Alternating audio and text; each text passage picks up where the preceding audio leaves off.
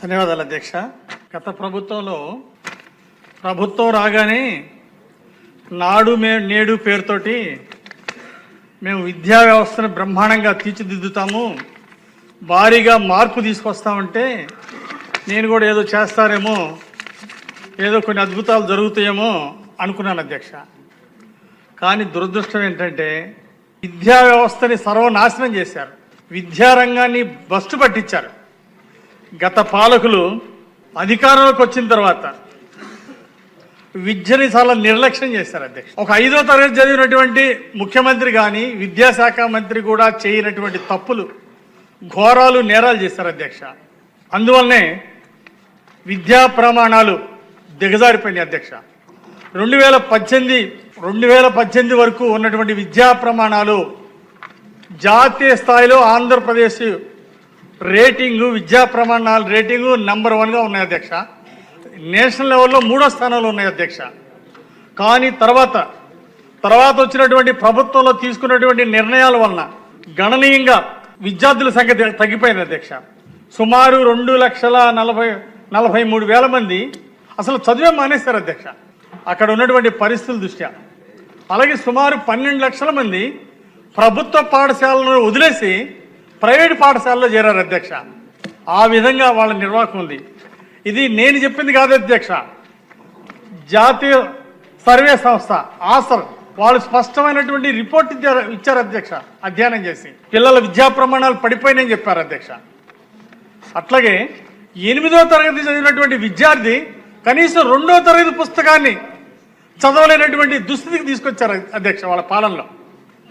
చదువు అంటే అసలు విలువ తెలుసా అధ్యక్ష? వీళ్ళకి చదువు అంటే విలువ తెలియదు, విద్యా ప్రమాణాల గురించి తెలియదు. అందుకోసమే మరి మమ్మల్ని మేము అధికారంలో రాగానే వారం రోజుల్లో సిపిఎస్ రద్దు చేస్తామని చెప్పి మరి చెప్పడం జరిగింది అధ్యక్ష. దాన్ని పాత విధానాన్ని మళ్ళీ కొనసాగించాలని చెప్పేసి ఉద్యమాలు చేశారు అధ్యక్ష.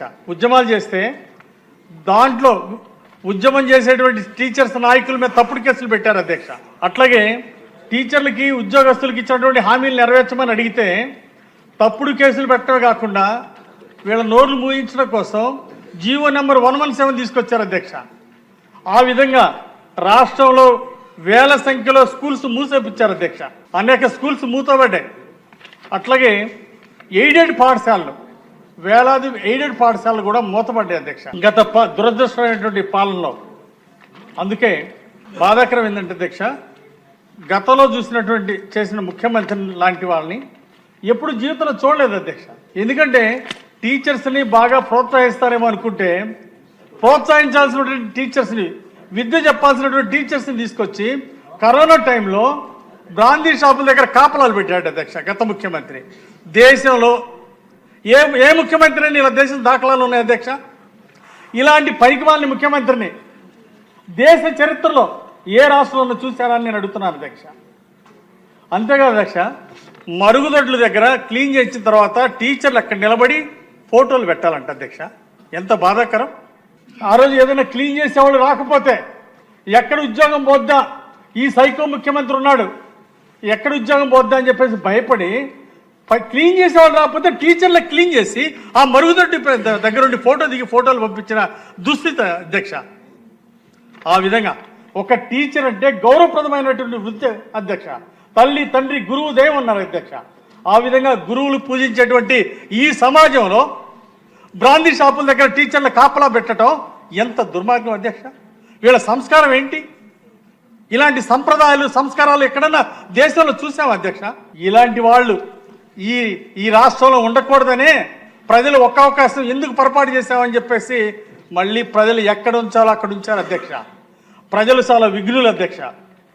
కనీసం విభిన్న ప్రతిభావంతులకి 17% టాయిలెట్స్ కూడా లేవు అధ్యక్ష. 5 సంవత్సరాలు ఏం చేశారు అధ్యక్ష వీళ్ళు పాలకులు?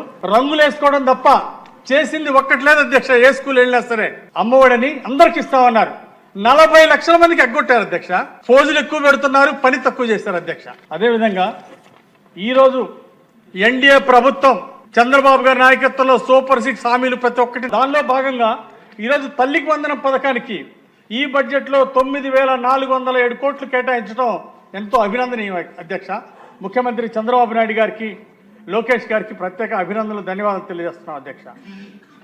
ఈరోజు విద్యా వ్యవస్థలో ఎంతో మార్పు తీసుకురావాల్సినటువంటి ఆవశ్యకత ఉంది అధ్యక్ష.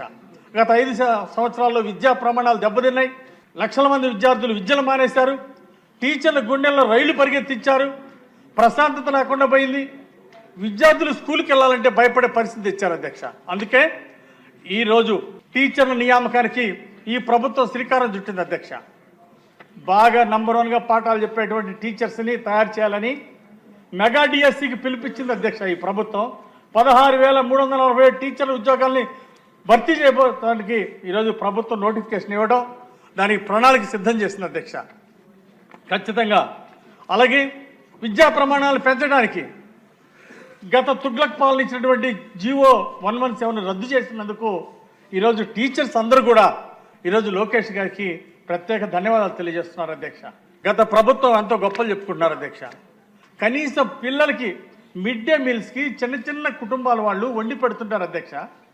అప్పులు తీసుకొచ్చి మిడ్ డే మీల్స్ ఖర్చు పెడుతుంటారు అధ్యక్ష. ఆ బిల్లులు కూడా నెలల తరబడి ఇవ్వకపోతే ఎంతో ఇబ్బంది పడ్డారు అధ్యక్ష. అలాగే మిడ్ డే మీల్స్ కూడా డబ్బులు బకాయిలు పెట్టారు, నెలల తరబడి ఏడిపించారు. జూనియర్ కళాశాలలో పిల్లలకి ఆ రోజు చంద్రబాబు గారు మిడ్ డే మీల్స్ పెడితే దాన్ని కూడా రద్దు చేశాడు అధ్యక్ష. పిల్లల జూనియర్ కాలేజీలో పిల్లలకి పుస్తకాలు ఇవ్వడం ఆపేశారు గత పాలకులు. మళ్ళీ నేను వినుకొండలో జూనియర్ కాలేజీకి వెళ్ళాను అధ్యక్ష, పిల్లల్ని పలకరించడానికి. వెళ్ళినప్పుడు వాళ్ళు చెప్పారు అధ్యక్ష, మాకు మిడ్ డే మీల్స్ పెట్టడం లేదు, అంతకుముందు చంద్రబాబు గారు ప్రభుత్వం ఉన్నప్పుడు పెట్టారని చెప్పేసి మా సీనియర్లు చెప్పారు.